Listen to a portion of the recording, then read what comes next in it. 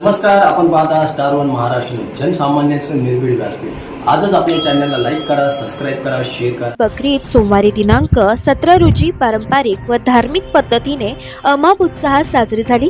खतीब ए नाशिक हाफिज हिसामुद्दीन अशरफी यांनी ऐतिहासिक शहाजहानी ईदगाही मैदानावर उपस्थित हजारो मुस्लिम बांधवांचे नेतृत्व करीत ईदची विशेष नमाज अदा केली।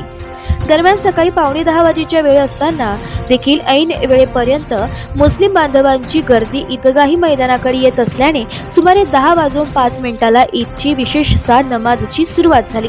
तत्पूर्वी नूर मोहम्मद यांनी पैगंबर साहेबांवर आधारित स्तुती काव्य प्रस्तुत केले व मौलाना मेहबूब आलम यांनी ईद उल अजहाचे महत्त्व सांगितले। सर्वप्रथम खतीब ए नाशिक यांनी ईदची विशेष नमाजची पद्धत समजावून सांगितली।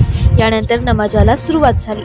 शेवटी खुतबा वाचन व सलातो सलाम नंतर मुख्य सोहळ्याची सांगता झाली। यावेळी सुख, शांती, समृद्धी, प्रगती व एकात्मतेसाठी प्रार्थना करण्यात आली। यानंतर सर्वांनी एकमेकांना गळा भेट घेऊन ईदच्या शुभेच्छा दिल्या।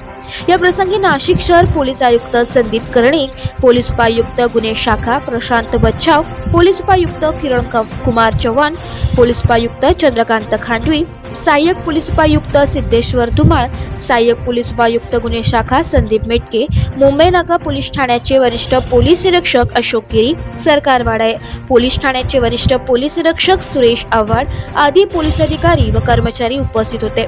नाशिक शहर पोलीस आयुक्तालयाच्या वतीने पोलीस उपायुक्त गुन्हे शाखा प्रशांत बच्छाव यांनी मुस्लिम बांधवांना बकरी ईदच्या शुभेच्छा दिल्या। मुंबई नाका पोलीस ठाण्याचे वरिष्ठ पोलीस निरीक्षक अशोक गिरी यांच्या मार्गदर्शनाखाली ईदगाही मैदानाच्या दोन्ही प्रवेशद्वारांवर चोख बंदोबस्त तैनात होता। स्टार वन महाराष्ट्र न्यूज साठी प्रतिनिधी इरफान पठाण, नाशिक।